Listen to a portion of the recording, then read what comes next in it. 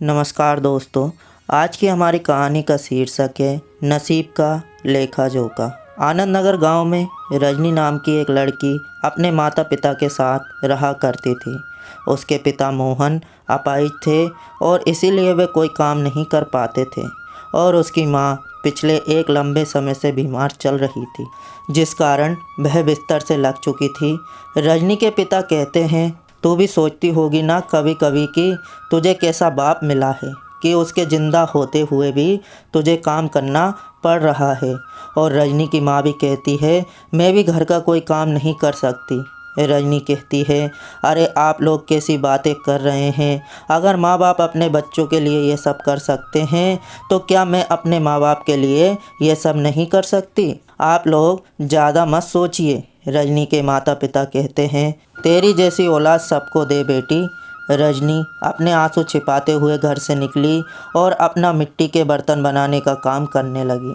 वो एक कुम्हार थी जो कि मिट्टी के बर्तन और अन्य चीज़ें बनाकर बाज़ार में बेचती थी।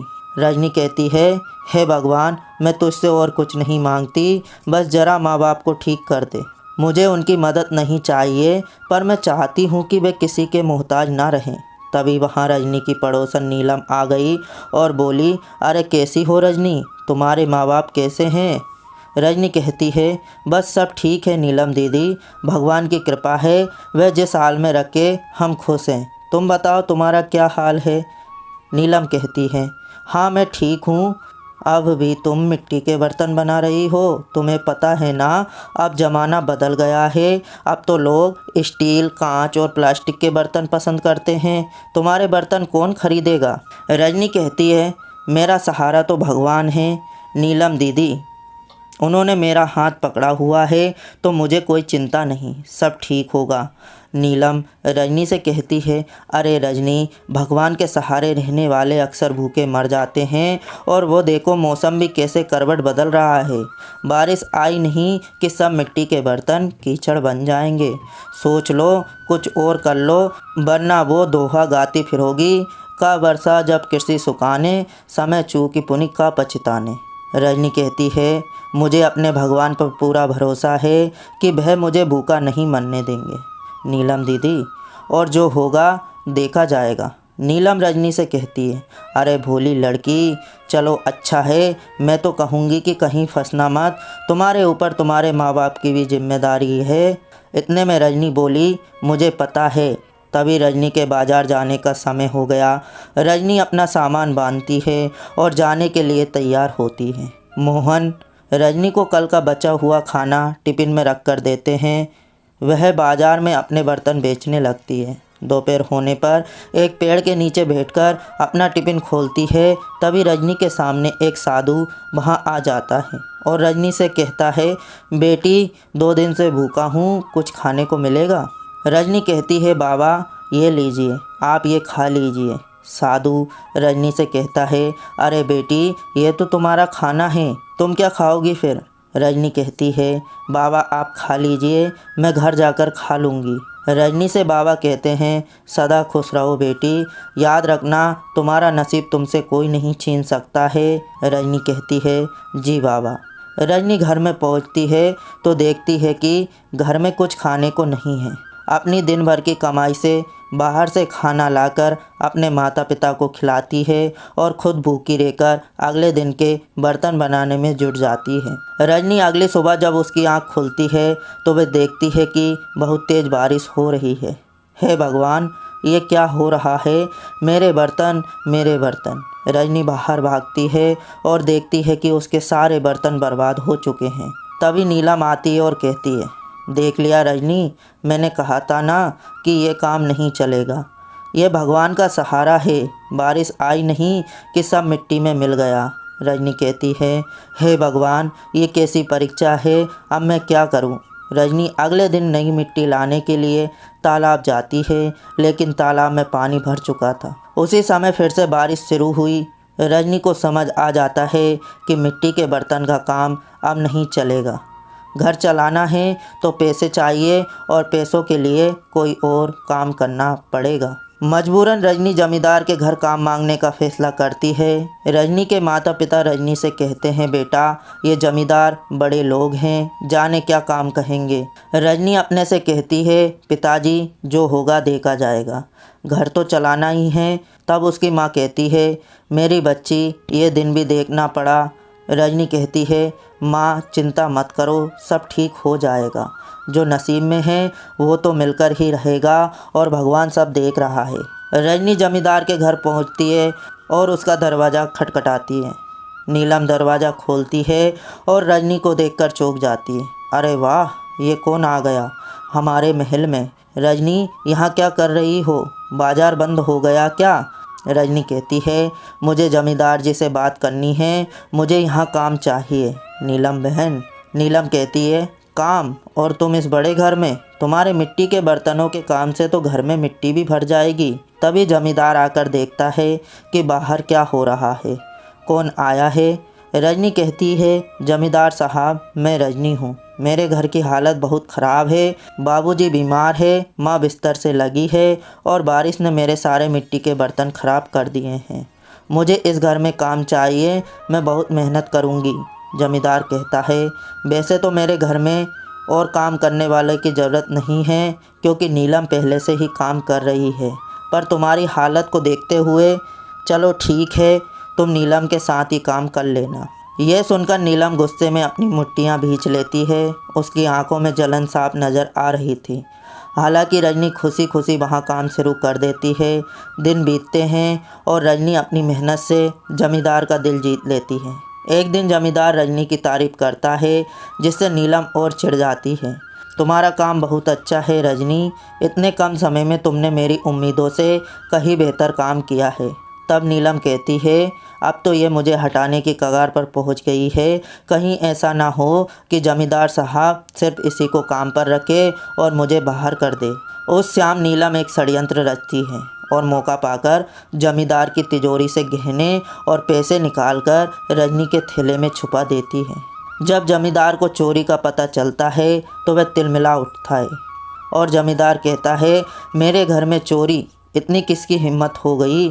अब जब तक ये चोर पकड़ा नहीं जाता तब तक किसी को भी बाहर जाने की इजाज़त नहीं है। सभी नौकर डर से एक दूसरे को देखते हैं, सब डरे हुए थे। तब नीलम आगे बढ़कर बोलती है, जमींदार साहब मुझे कहने में बहुत दुख हो रहा है, लेकिन ये चोरी करने वाला शायद रजनी ही है। मैंने उसे आपके कमरे की तरफ जाते देखा था। रजनी कहती है, नहीं, मैं कभी ऐसा नहीं कर सकती, मैं गरीब हूँ पर चोर नहीं। नीलम रजनी से कहती है, तो फिर अपना थैला दिखाओ। जमींदार खुद उसके थैले की तलाशी लेता है और उसमें से सारा चोरी का सामान मिल जाता है। यह देख रजनी का चेहरा सफ़ेद पड़ जाता है और वह चौंक कर बोलती है, ये मैंने नहीं रखा, जमींदार साहब मुझे फंसाया गया है। नीलम कहती है, तुम्हें शर्म आनी चाहिए रजनी, देवता जैसे जमींदार साहब जिन्होंने तुम्हें काम दिया उन्हीं से गद्दारी। जमींदार रजनी से कहते हैं, तुम्हें यह सोचकर छोड़ रहा हूँ कि तुम एक लड़की हो, नहीं तो ऐसी सज़ा देता कि तुम्हारी 10 पुश्तें भी याद रखती, समझी। अब जमींदार रजनी से कहते हैं, यहाँ से चली जाओ, आज के बाद अपनी शक्ल भी मत दिखाना। रजनी दुखी और निराश होकर वहाँ से निकल जाती है। उसे समझ नहीं आता अब वो आगे क्या करेगी और अपने माँ बाप को कैसे मुंह दिखाएगी। रजनी अनजाने में जंगल की ओर चल पड़ती है। वहाँ से 2 परियां तनु और मनु दिखती है। देखो मनु, ये लड़की कितनी उदास लग रही है, इसके चेहरे पर कितना दुख है, लगता है ये किसी बड़ी मुसीबत में है। दोनों एक दूसरे से बात करते हैं, हमें इसकी मदद करनी चाहिए। हाँ चलो उसके पास चलें और पूछते हैं कि आखिर हुआ क्या है। परियां रूप बदलकर उसके पास पहुंचती है और कहती हैं, अरे बिटिया क्या बात है, इतनी उदास क्यों हो।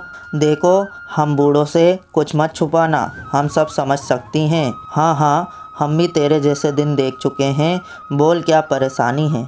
रजनी कहती है, माँ जी मेरे साथ बड़ा अन्याय हुआ है, मैंने किसी का कुछ नहीं बिगाड़ा, फिर भी मुझ पर चोरी का इल्ज़ाम लगाकर मुझे घर से निकाल दिया गया। मुझे कुछ समझ नहीं आ रहा कि मैं क्या करूं। तब बूढ़ी बोलती है, अरे बेचारी तेरी ये हालत सुनकर तो दिल ही फटने को हो आया। बताओ कैसे लोग हैं जो मासूम पर ऐसा इल्ज़ाम लगाते हैं। हाँ बिटिया, तुझे किसी से डरने की ज़रूरत नहीं, हम हैं तेरे साथ, बस हिम्मत बनाए रख। तभी झाड़ियों में सरसराहट होती है और एक खूंखार भेड़िया सामने आकर गुर्राने लगता है। उसे देखकर वो तीनों घबरा जाती है। तब रजनी कहती है, आप लोग पीछे रहिएगा, मैं इसे भगा दूंगी। रजनी लकड़ी से भेड़ियों को भगाने लगती है। भेड़िया गुर्राए हुए थोड़ा पीछे हटता है, फिर भाग जाता है। परियां रजनी से कहती है, अरे वाह बिटिया, तेरी ये बहादुरी देखकर तो दिल बाग बाग हो गया। तू तो सच्ची सैनी निकली। तनु अपनी झोली से एक चमकता हुआ पत्थर निकालकर रजनी को देती है। तब रजनी पूछती है, माँ जी, ये पत्थर क्यों दे रही हैं आप? मेरा भला इस पत्थर से क्या होगा? तनु कहती है, अरे इसे रख ले, ये पत्थर तेरा हर गम दूर करेगा, तुझे पता भी नहीं चलेगा, बस इसे अपने पास रखना। रजनी कहती है, ठीक है माँ जी, आप कह रही हैं तो रख लेती हूँ। रजनी अपने माँ और पिताजी से कहती है कि माँ पिताजी, मेरे साथ बहुत बड़ा धोखा हुआ है। मैंने तो कुछ भी नहीं किया, फिर भी मुझे चोर बोलकर घर से निकाल दिया गया। रजनी के माता और पिता कहते हैं, तू हिम्मत मत हार बेटा, भगवान हमेशा अच्छे लोगों का साथ देते हैं। तू देखना, ये दुख भी जल्दी ही ख़त्म हो जाएगा। बेटी सब्र रखो, भगवान ने चाहा तो सब ठीक हो जाएगा, कोई तुम्हारा नसीब तुमसे नहीं छीन सकता। रजनी अपनी चारपाई पर लेट जाती है और हाथ में पत्थर लेकर उसे देखती है। ये पत्थर भला मेरे किस काम आएगा? इस पत्थर से मेरी ज़िंदगी में क्या बदलाव आ जाएगा? सोचते सोचते रजनी की आंख लग जाती है। सपने में उसे पत्थर से एक आवाज़ सुनाई देती है। रजनी सुनती है, जमींदार जंगल की तरफ शिकार करने जाने वाला है, पर वहाँ पर एक शेर होगा जो उसकी जान ले सकता है। जा उसे बचा ले। रजनी चौंक कर जागती है और डर के मारे पत्थर को फेंक देती है, लेकिन जल्दी ही उसे समझ आ जाता है कि ये सपना था, मगर उसे सपना सच जैसा महसूस होता है। वो तय करती है कि वह जमींदार को चेतावनी देगी। अगले दिन रजनी अपने घर से बाहर जमींदार का इंतज़ार करती है।